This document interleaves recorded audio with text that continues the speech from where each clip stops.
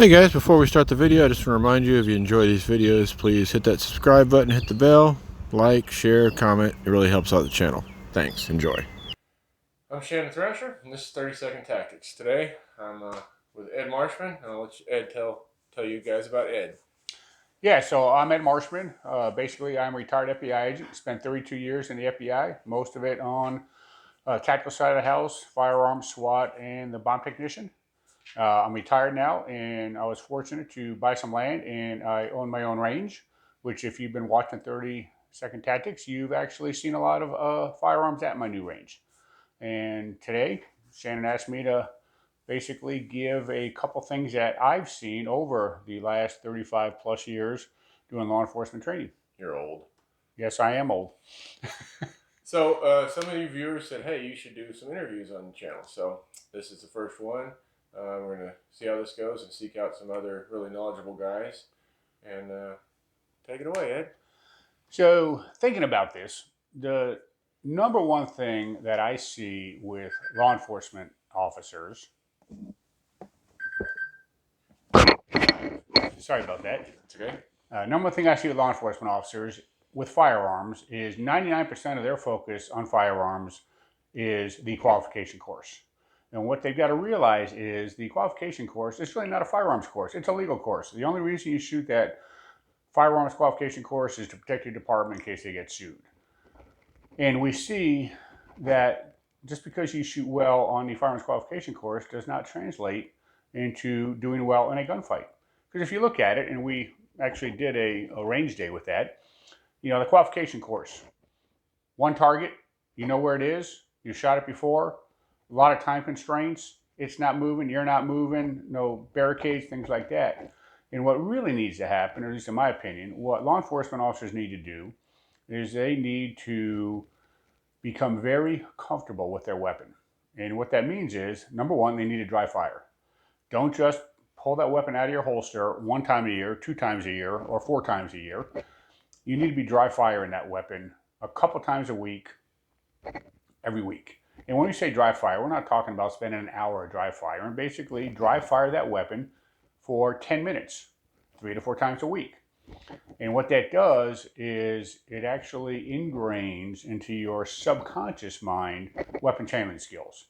And we see that. People come to the range, I'm sure you're an instructor. You've seen guys who come to the range, and girls, who the last time they fired this weapon was a year ago. Yeah, you can usually tell as soon as they pull it out of the holster or rifle out of the case, you can tell if they're familiar with it or if this is just that thing they do a couple times a year because they have to.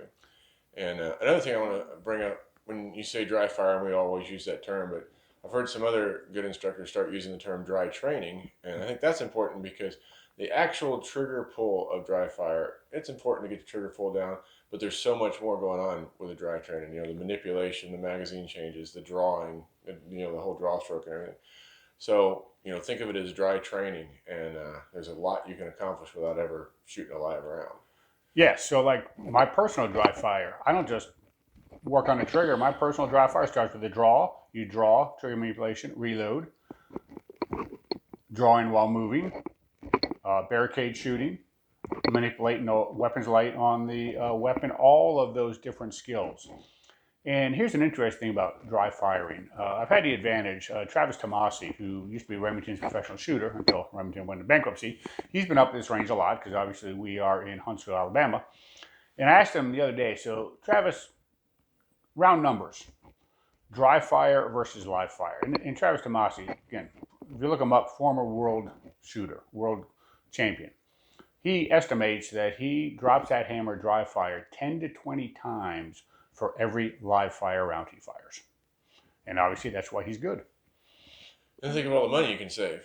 Well, that's exactly right. Especially at the time this video is being made, ammo is in short supply and ammo is very expensive. And it's just like, guys that say, well, I don't work out because the gym's expensive and I have to drive to the gym and et cetera, et cetera. The range can be expensive, and you may not live near a range. You may have to, some people might have to drive 30 minutes an hour just to get to a range. But when you can safely unload your gun and do dry fire training at the house, and it doesn't take any travel time, it doesn't take any money, you're really out of excuses. And quite frankly, even if you have access to, maybe you have a great indoor range that you have access to and it's free, you still need to dry fire training. Absolutely. Because that indoor range is not going to let you draw under speed, reload under speed, do, draw while moving, do barricade shooting, and all the rest of the stuff that you need to in order to basically survive and win a violent confrontation. And the next thing I would say is don't limit your firearms training to what you do on a firearms qualification course. My advice is stay cognizant of what's happening, especially in today's world with all the video cameras, all the cell phone cameras. I know they can cause a lot of problems for law enforcement, but they are the greatest training tool out there. We have so many videos now of actual live incidents. So see and watch as many of those as you can and learn from them.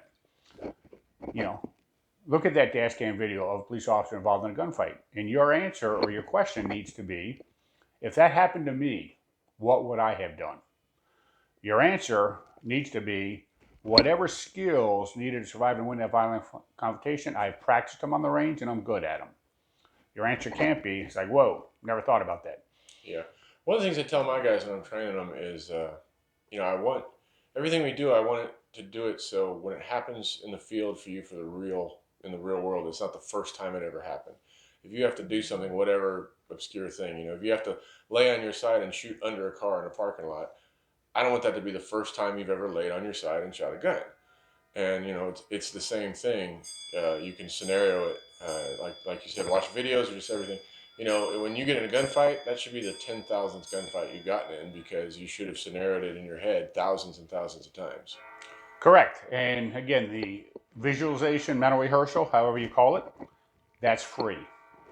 And you can do it anywhere. You don't have to have an exotic. No monthly membership. Like no monthly membership and no, exotic training facilities. It's just your brain.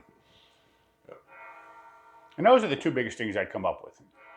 All right. Well, we'll keep this one short and see how you guys like this kind of format. And I know a lot of guys like Ed that have a lot more knowledge than me, so I will be drawing on them heavily for interviews if you guys enjoy this format. So just get in the comments. Let me know what you think. As always, I'll take suggestions. And like I always tell you guys, work, train, repeat. Stay safe.